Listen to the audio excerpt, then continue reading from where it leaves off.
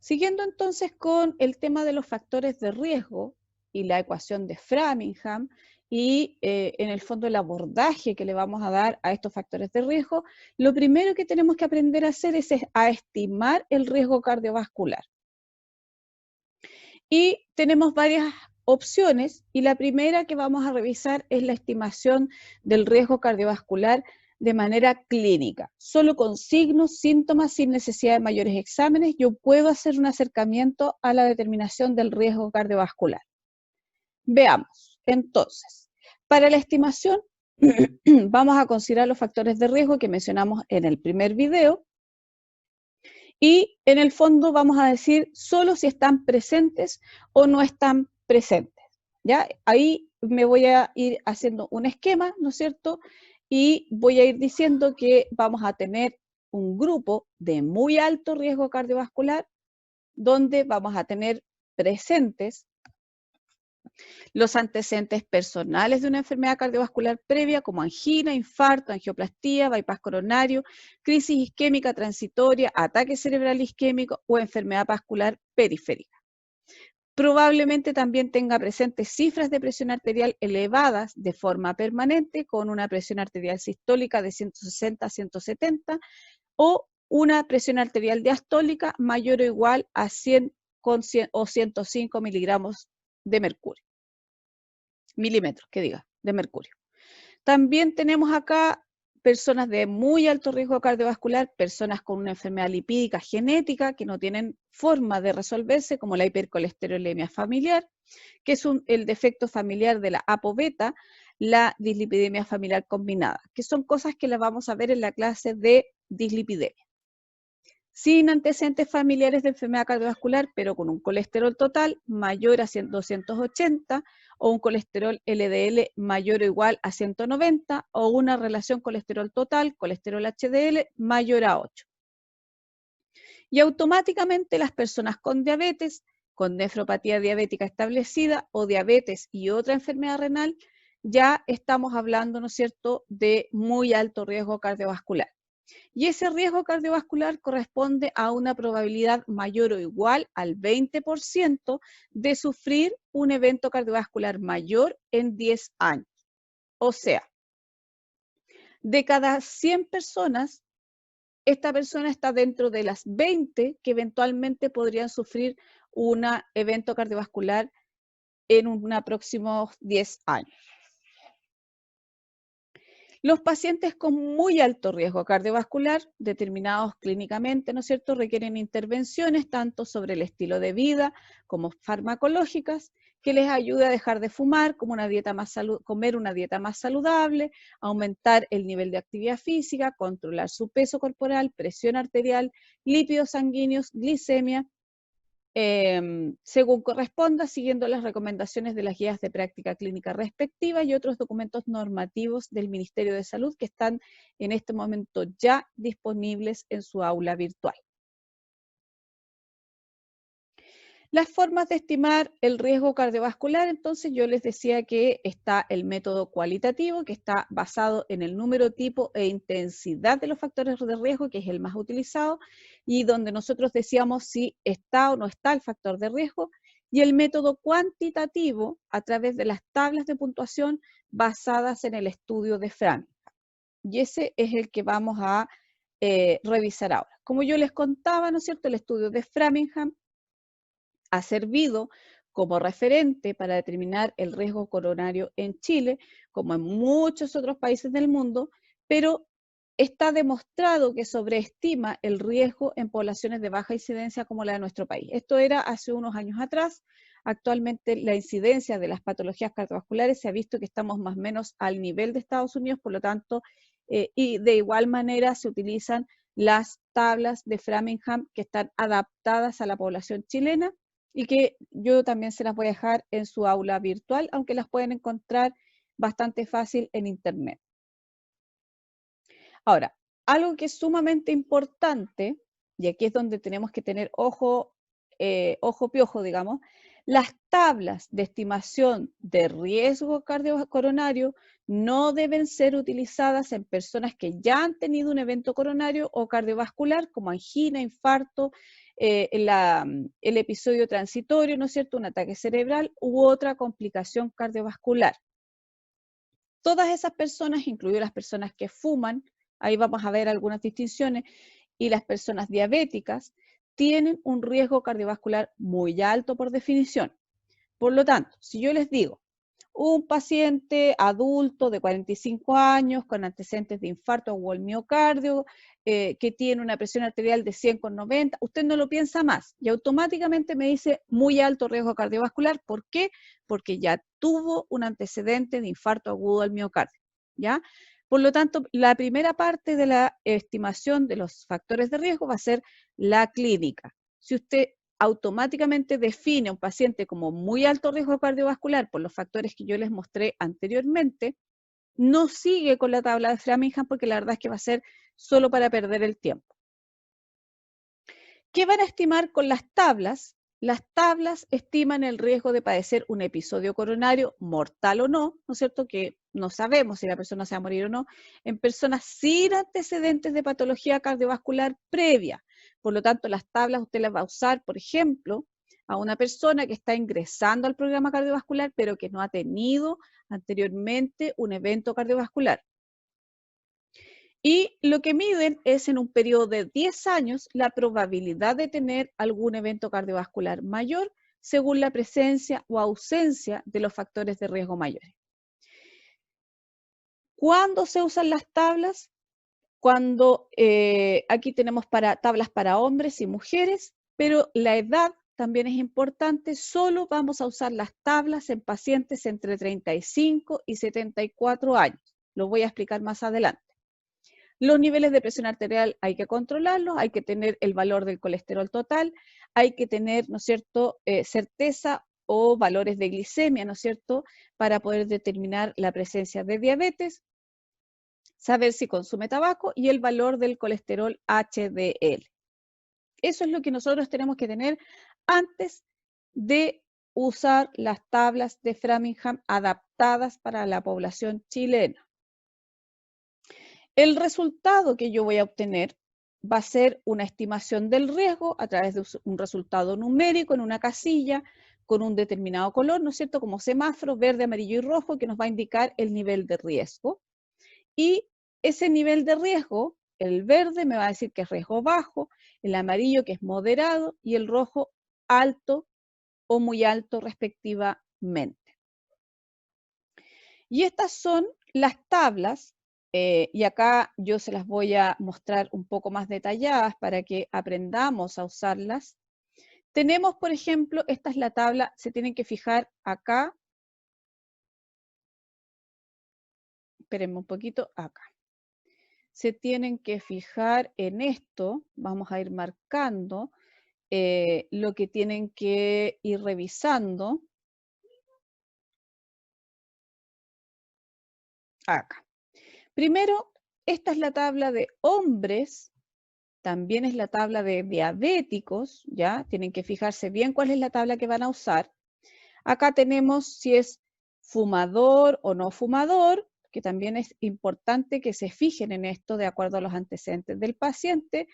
Y acá van a tener, si ustedes se fijan acá, vamos a tener la presión arterial, que está aquí, ¿ya? Ahí está la presión arterial. Y acá, en este lado, van los rangos de edad, ¿ya? 65 a 74, 55 a 64, 45 a 54 y así hasta abajo. Vamos a hacer un ejemplo para que vean cómo funciona la tabla.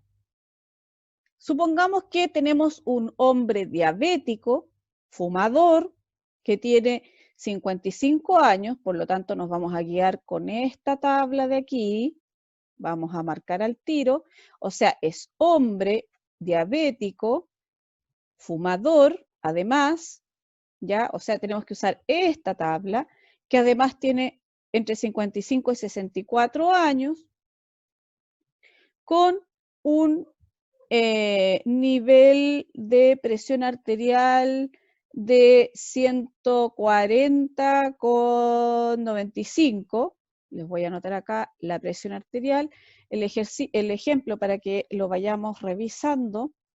Entonces vamos a decir que es un paciente hombre de 56 años, ¿no es cierto? Diabético, fumador, presión arterial de 141,92 o 93 y una colesterol total, ¿no es cierto?, de 200, ¿ya? Con esos valores, ¿qué es lo que hago? Me voy fijando acá, digo, es hombre, busco la tabla de hombres, que sea diabético, que además este paciente es fumador, por lo tanto, esta es la tabla que yo me voy a fijar, y como tiene una edad de 56 años, voy a mirar aquí. Este rango es el que yo voy a tener que preocuparme, ¿no es cierto?, de ubicar dónde está esto que está acá, los valores de acá. Entonces digo, presión arterial de 141 con 141,91 está acá, ¿cierto? O sea, tendría que fijarme en esta línea, ¿sí? Pero además dice que tiene un colesterol de 200, o sea, entre 180 y 200, supongamos que está como entre este y este, ¿sí? Donde se cruza la tabla, que es aquí, ¿no es cierto?, me está indicando que tiene un riesgo cardiovascular entre 8 o 9. ¿Qué hago si no me da exactamente los 200 acá? Yo tengo que igual pensar, y aquí se los voy a volver a marcar con otro color, pensar en que estamos hablando de un enfoque de riesgo, por lo tanto, yo me voy a siempre fijar en el número mayor que me da la tabla. Por lo tanto, en este caso, este paciente tiene un riesgo cardiovascular de 9, ¿ya? Y aquí vamos a tener acá riesgo cardiovascular de 9. Eso es lo que me da la tabla. Y acá vamos a hacer la flechita, ¿no es cierto?, para que quede bien claro que este es el riesgo cardiovascular de 9 que está ahí. De ahí lo saqué. ¿De acuerdo? Ese es el proceso de cómo se usa la tabla. Espero que les haya quedado más claro, ¿ya? Les puedo dejar algunos casos, pero recuerden que en nuestra realidad, donde nuestros pacientes son habitualmente adultos mayores, hombres, que ya son diabéticos, que ya son fumadores y que además tienen, ¿no es cierto?, valores de presión arterial que nunca van a ser 141/90, sino que son mucho mayores y que habitualmente están descompensados, nuestros riesgos cardiovasculares probablemente van a ser muy altos. En este caso, como tiene un riesgo de 9 y el color es amarillo, tiene un riesgo cardiovascular global, ¿no es cierto?, moderado, porque está en amarillo. Y el amarillo me indica que es un riesgo moderado, ¿ya? Esa es la forma en que ustedes utilizan las tablas de Framingham. Entonces, si ustedes se fijan, la tabla está definida de igual manera para las mujeres diabéticas y además tenemos acá ¿cómo se llama esto? Unas aclaraciones que también se las hago más adelante, pero para que ustedes las tengan, ¿ya? En relación al colesterol, dice que si el colesterol HDL menor a 35 miligramos por decilitro, el riesgo real es igual al riesgo por 1,5. Estamos hablando del HDL. El HDL no está en la tabla, pero yo lo tengo que considerar para poder calcular y sacar, ¿no es cierto?, el riesgo real, ¿ya? Y si el colesterol HDL es mayor o igual a 60, el riesgo real es igual al riesgo por 0,5. Ahí se hacen unos cálculos extra que en realidad es cuando nosotros ya queremos ser un poco más puntillosos en lo que estamos haciendo. Esas son las tablas de Framingham. Hay para hombres que no fuman, para hombres no diabéticos, están las de mujeres no diabéticas también. por lo tanto están todas, este es un ejemplo solamente que yo les traje para que ustedes aprendan a usar las tablas. También existe una versión online que si ustedes me preguntan, sinceramente este link no lo he probado, pero podemos hacer la prueba de ir al simulador, todavía existe, ¿ya? Entonces les lleva a esta página donde ustedes, por ejemplo, siguiendo con el caso anterior, si fuma o no fuma, dijimos que era fumador, que era diabético, colesterol total dijimos de 200, el colesterol HDL no lo teníamos, la presión arterial era de 141,92 o 93, dijimos que tenía 56 años y vamos a calcular, ¿ya? Nos dice automáticamente que tiene un riesgo alto, ¿ya? Generalmente esta opción nos da un riesgo mayor y acá nos da un 12% si lo calculamos automáticamente, ¿ya? Lo más probable es que los datos no sean los mismos que puse anteriormente, pero básicamente hace el cálculo mucho más rápido y la pueden utilizar. Si quieren les puedo dejar el link aparte para que ustedes puedan revisarla con mayor detención. Vamos a tratar de volver, a ver si esto me resulta. Ahí está. Vamos a considerar algunas cosas, y aquí era un poco lo que yo les estaba explicando. La estimación del riesgo puede variar en ambos métodos debido a que los métodos de entrada de datos online considera solo números enteros, y lo ideal, como yo les decía, es que se acostumbren a utilizar las tablas adaptadas de Framingham porque no en todos lados van a tener la posibilidad de calcularlo en forma automática. De todas maneras, les puedo contar que el RAYEM en estos momentos está considerando calcular el riesgo cardiovascular global directamente en la ficha. Ustedes ponen los datos y les calcula el riesgo cardiovascular para que puedan trabajar más rápido. Otros factores de riesgo cardiovascular que también son importantes, ¿ya? Vamos a considerar que la clasificación del riesgo cardiovascular global deberá considerar otros factores de riesgo que no están incluidos en la tabla y que sumados a estos podrían aumentar el riesgo cardiovascular global de la persona. Por ejemplo, los antecedentes familiares de cardiopatía coronaria o ataque cerebral prematuro en familiares de primer grado, ¿ya? O sea, en este caso vamos a usar igual la tabla, pero vamos a tener que estar pendientes de este antecedente familiar, personas en tratamiento antihipertensivo, independientemente de la cifra de presión arterial. Recuerden que la estimación del riesgo cardiovascular uno no solo la tiene que hacer cuando está ingresando el paciente a control, sino que también dentro de los controles para ver si baja o no baja su riesgo cardiovascular. La obesidad central, circunferencia de cintura mayor o igual a 102 en hombres y mayor o igual a 88 en mujeres. La concentración elevada de triglicéridos mayor o igual a 150.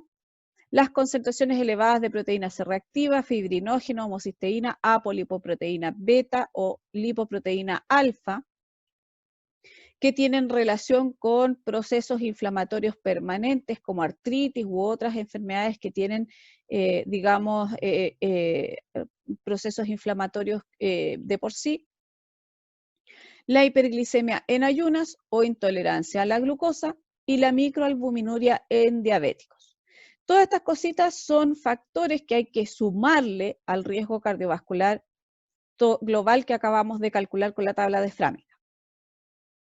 Entonces, si la persona que se evalúa tiene uno o más de estos factores, deberá sumar 5 puntos al puntaje obtenido por la tabla. Ejemplo. En el ejemplo anterior, el riesgo cardiovascular global nos había dado de 9%, ¿se acuerdan que era moderado? ¿Cierto?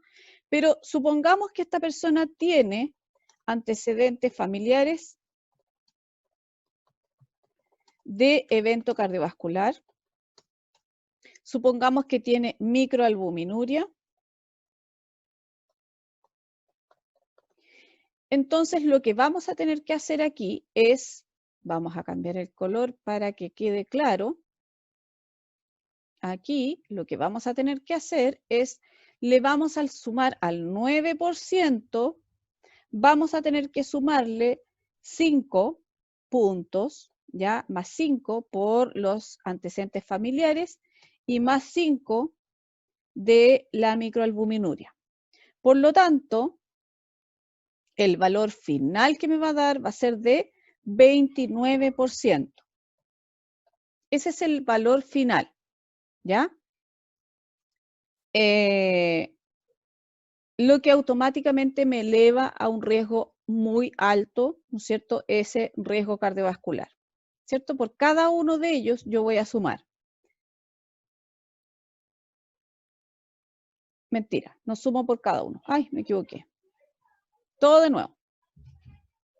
Si la persona tiene antecedentes familiares de enfermedad cardiovascular y habíamos dicho que tenía un riesgo del 9%, si tiene uno o más factores, que en este caso tiene 2, yo igual le voy a sumar 5, nada más que 5. Y vamos a tener un riesgo cardiovascular global de un 14%. Ahí sí. Entonces, lo que yo tengo que hacer acá es que estos factores son los que me van a llevar a sumar, me equivoqué con la flecha, ahora sí.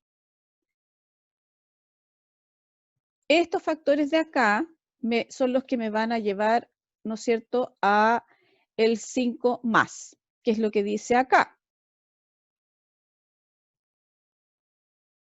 que es esto de acá. Si la persona que se evalúa tiene uno más factores de riesgo, se deberán sumar 5 puntos al puntaje obtenido por la tabla.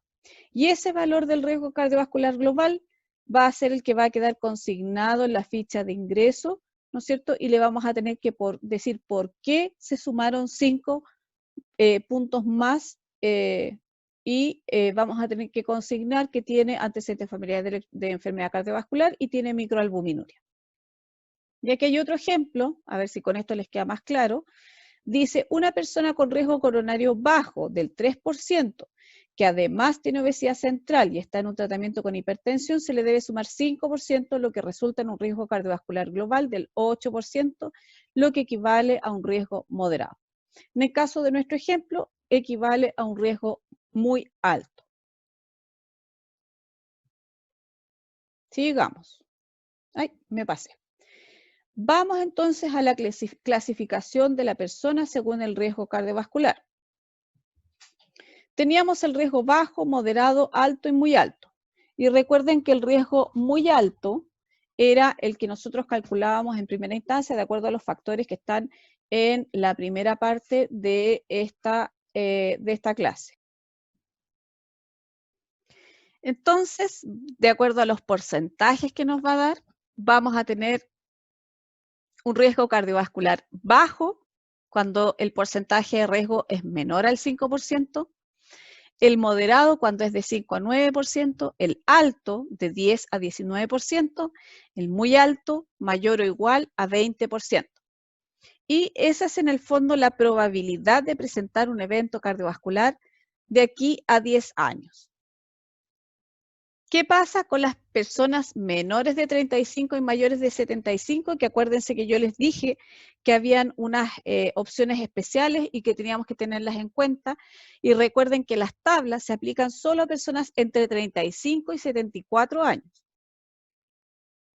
Las tablas no permiten la clasificación del riesgo cardiovascular de las personas menores de 35 años y de aquellas de 75 años y más. Por lo tanto, si la persona tiene menos de 35 o más de 75, no pueden usar las tablas y tienen que aplicar el riesgo cardiovascular de manera clínica.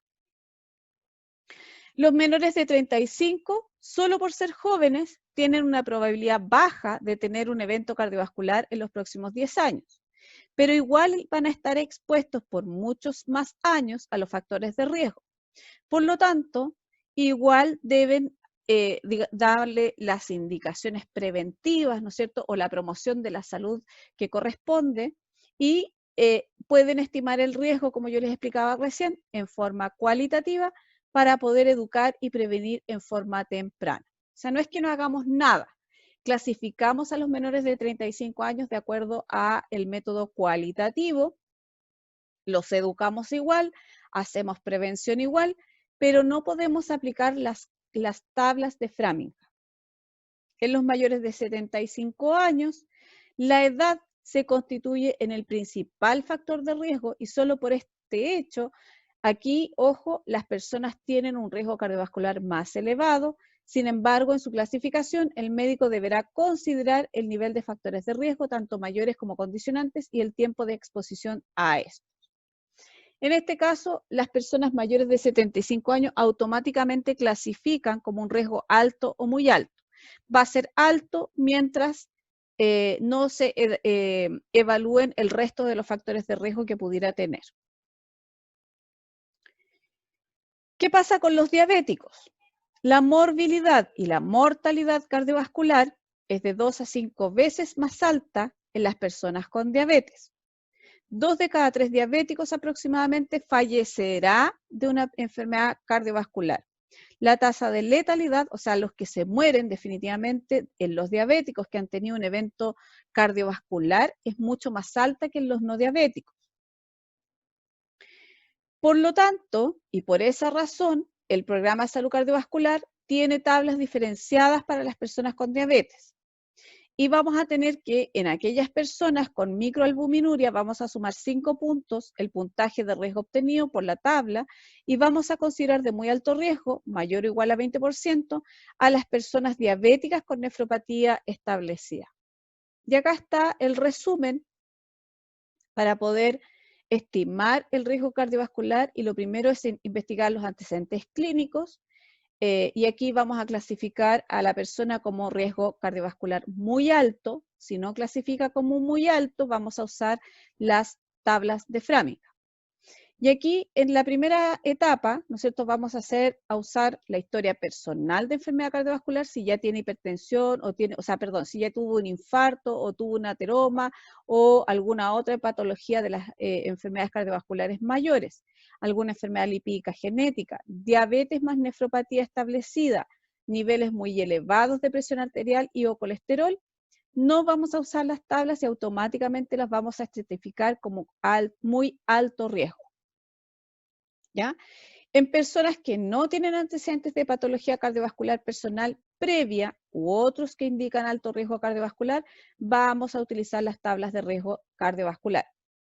Las personas menores a 35 años o mayores de 75 años clasifican según el criterio clínico, que es este de acá, o a similar a categoría de riesgo del grupo de edad más próximo. Por ejemplo, si tiene 35 años, podríamos eventualmente asimilarlo a la categoría, digamos, de los de 35 años y más. Otros factores de riesgo cardiovasculares que no están considerados en las tablas, pero está en la otra tablita pequeñita, le vamos a sumar 5 puntos al puntaje obtenido en la tabla de Framingham. Eso es más o menos la clasificación del riesgo cardiovascular, y ustedes me van a decir, ¿y qué hacemos con todos esos números y con todas esas tablas, con todas esas cosas? Lo vamos a ver en la siguiente clase cuando veamos programa cardiovascular. Voy a hacer una pequeña aclaración en relación al EMPA, que ya lo vimos, pero vale la pena, ¿no es cierto?, que veamos, ¿no es cierto?, qué se hace con cada uno de los pacientes de acuerdo a sus factores de riesgo, en función de lo que acabamos de ver de la clasificación del riesgo cardiovascular.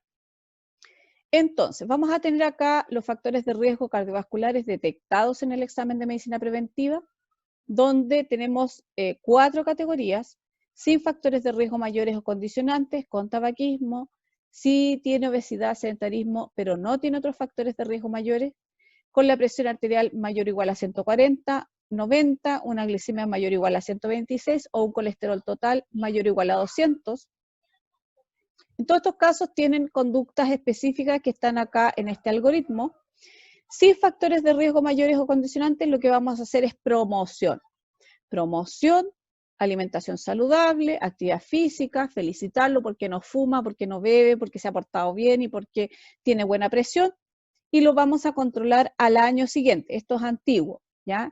Ya no existe eso del control en 2 a 3 años. Tiene que ser controlado, los controles debieran ser cada año. El tabaquismo, aquí vamos a hacer la diferencia entre menores de 55 años y en los mayores de 55 años. Y los menores de 55 años vamos a hacer todo lo que hablamos en la primera clase, donde hablamos de la consejería breve de cesación en tabaco, y aquí sí pudiéramos eventualmente dejarlo igual que aquellos que no tienen factores de riesgo para control al año siguiente. Las personas que fuman y que además tienen más de 55 años, lo vamos a ingresar al programa de salud cardiovascular, porque el tabaquismo más la edad de 55 años, nos van automáticamente a dar un riesgo cardiovascular muy alto que hay que tratar, ¿ya? En el caso de la obesidad, el sedentarismo y que no tenga otros factores de riesgo mayores, vamos a promover una alimentación saludable, la actividad física y también lo vamos a ingresar al módulo de obesidad que se llama, que es una estrategia que tienen los centros de atención primaria para trabajar con las personas obesas, ¿ya? El control va a depender del avance que tenga en el módulo de obesidad. Si además, otra vez se me cambió, si además tiene estos valores de presión arterial, glicemia y colesterol total, lo vamos a enviar a confirmación diagnóstica de diabetes, hipertensión o dislipidemia. Y si tiene diabetes confirmación de dislipidemia, vamos a ingresar al programa cardiovascular. Si no tiene, vamos a hacer lo mismo que con los obesos, lo vamos a enviar a el módulo, ¿no es cierto?, de obesidad, donde les van a enseñar a comer más saludablemente y a hacer actividad física. Esas son las conductas, que es lo mismo que vimos en la otra hoja, ¿ya?